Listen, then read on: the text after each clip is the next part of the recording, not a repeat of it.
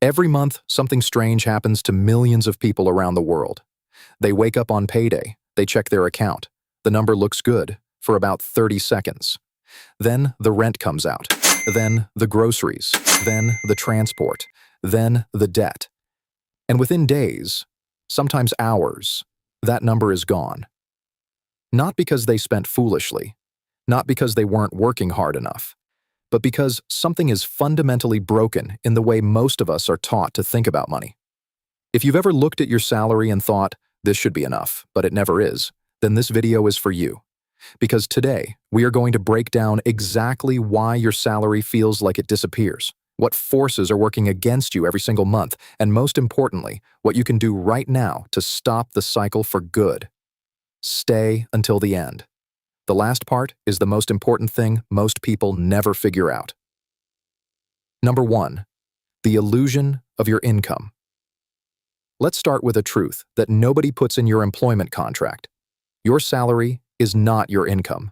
It is your gross income, the number that gets printed at the top of your payslip before anything is taken out. By the time taxes, pension deductions, and any other mandatory contributions are removed, you are already working with significantly less than what was promised. But here is where it gets even more uncomfortable. The moment that reduced amount hits your account, inflation has already quietly stolen a portion of its purchasing power. That means the money sitting in your account today can buy less than the same amount could buy just 12 months ago. You didn't spend it. You didn't lose it. But it is worth less, simply because of the way the economy moves. So before you even touch your salary, before a single bill is paid, two invisible forces have already reduced its real value: taxation and inflation. This is the first reason your salary never feels like enough, because what you earn and what you actually have are two very different numbers. Number 2, the expenses that grow with you. Now let's talk about something called lifestyle inflation. And this one is subtle because it feels like a reward. When your income goes up, your expenses tend to go up with it. You get a raise, and suddenly the apartment you were perfectly happy in starts to feel a little too small. You get a promotion, and the car that got you everywhere just fine starts to feel like it no longer represents where you are in life. This is not weakness. This is human nature. We are wired to match our lifestyle to our social environment. But here is the financial reality. If every increase in income is met with an equal or greater increase in spending, you are not building wealth. You're running in place on an expensive treadmill. The gap between what comes in and what goes out, that gap, is where your financial future lives, and lifestyle inflation quietly closes it every time you get ahead. This is why you will meet people who have earned millions over a lifetime and have almost nothing saved, not because they were irresponsible, but because they never protected the gap. Income without margin is not wealth. It is just a more expensive version of broke. Number 3, the debt machine. Now we need to talk about debt, specifically the kind of debt that most people carry without fully understanding what it is costing them. Consumer debt, credit cards, buy now, pay later schemes, personal loans, is one of the most powerful financial traps ever designed. And it was designed. The entire model is built on a simple principle. Keep the minimum payment low enough that you can afford it, and keep the interest rate high enough that you never actually pay it off. Consider this.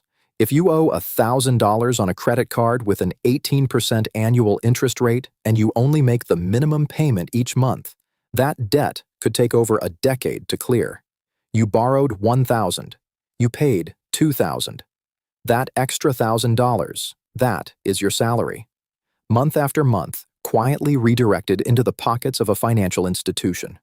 Multiply this across a car loan, a personal loan, and a credit card balance, which is the reality for the majority of working adults, and suddenly the mystery of where your salary goes is no longer a mystery.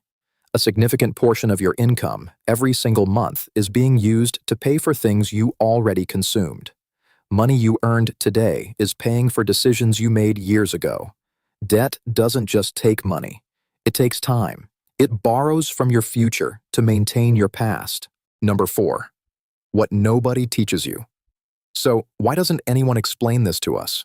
Why isn't this in schools? The uncomfortable answer is that a financially literate population is not particularly profitable for the systems that profit from financial ignorance. Banks make money when you carry debt.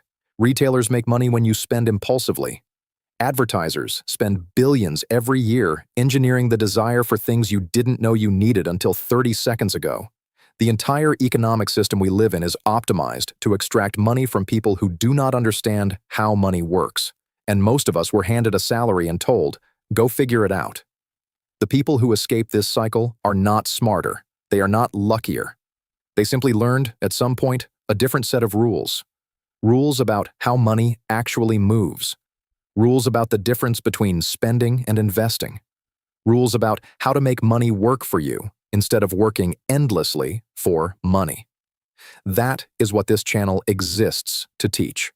And today, we are going to give you the starting framework, the first 3 moves that change everything. Number 5, how to fix it. First step, pay yourself first. Before any bill is paid, before any expense is covered, move a fixed percentage of your income into a separate account the moment it arrives. Not what is left over at the end of the month. What is left over at the end of the month is always 0. Pay yourself first. Even if it starts at 5%, even if it starts at 2%. The habit matters more than the amount in the beginning. Second step, know exactly where your money goes. Most people have a vague sense of their expenses, a rough estimate. That rough estimate is costing them thousands every year. For 1 month, just one, track every single transaction, every coffee, every subscription, every impulse purchase. Most people who do this for the first time discover 2 or 3 expenses they forgot they were paying for. That is money you can redirect immediately without changing your lifestyle at all. Third step, attack the highest interest debt first. List every debt you carry. Write down the interest rate next to each one. Then put every extra dollar, beyond the minimum payments on everything else, toward the debt with the highest rate. This is called the avalanche method. It is mathematically the fastest way out of debt, and every month you execute it, you are reclaiming a portion of your salary from the past and returning it to your future. 3 moves. That is the starting framework. None of them require a higher income. All of them require a decision. Finally, your salary was never designed to be enough on its own. The system you live in was not built to make saving easy, but understanding how that system works is the first and most powerful step toward changing your position within it. You now know the 3 forces that shrink your salary: taxation and inflation, lifestyle inflation, and consumer debt, and you have the first 3 moves to begin pushing back.